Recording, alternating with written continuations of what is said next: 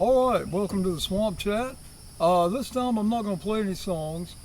I'm going to tell the story of Up All Night so you'll have a clear understanding of what happened. I came into the dressing room in 1970 when the Allman Brothers had already left town, and I came in and Ronnie was pacing back and forth, and I said, Ronnie, I said, what's going on? And he said, tell him, Gary. And Gary said, you tell him, Ronnie. And I said, we're the Allman Brothers. And so they both turned to me and said, they split town. I said, well, who are the headliners tonight for Sidney Drashing? And Ronnie and Gary and Bob and Leon, they all said, we are. And they said, you got about 45 minutes on stage before we come on stage, Steve. So get out there and do your show, man. And it's just us tonight. So this was the first time that the Allman Brothers were not the headliners for Jet Set Enterprises at the Beach Coliseum.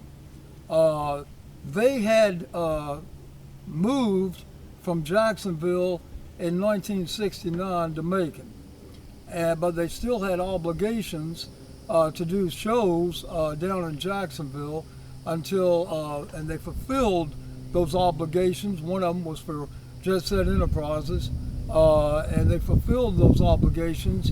And then Phil Walden, their manager, took them from the Fillmore East. He flew them out to San Francisco to the Fillmore West, and that's where they did their show there. And then he took them on a national tour. And I caught up with the Allman Brothers up at Piedmont Park in Atlanta not too long after this show was done. But so we did this show, and Freebird was the last song they did of the night, and it was requested by the audience a second time. So they did Freebird. I did my own music. Also did a little copy music. I did Dirty Water by the Standells and Gloria by the Shadows of Night. And then I did Ronnie's favorite song by Mick Jagger, As Tears Go By. But anyway, after the show, Bob got in the Volkswagen with me. We went over to Sambo's, which became the Village Inn on 3rd Street. And this time people were asking us for autographs. So we were all signing autographs and everything. And Ronnie came to me and he said, Steve, he says, I want to go out to Fort George Island. And I said, all right, let's do it. And he didn't realize how late it was because he was basking in his glory. And Ronnie had come to me at the Beach Coliseum. He said, tonight is a night that we're all going to shine together, Steve, and you're a part of that glory, man.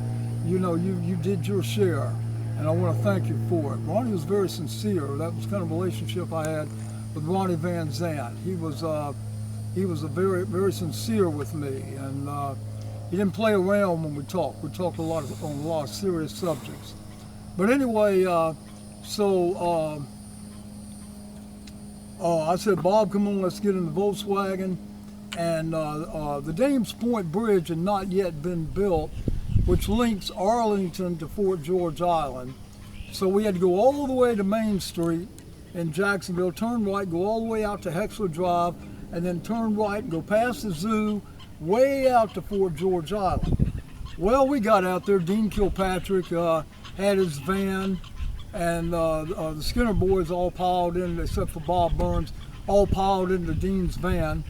We all got out there, and when we got out there, there was this great big red ball up in the sky, and Ronnie said, Steve, he says, what's that great big red ball up there in the sky? It was over the ocean.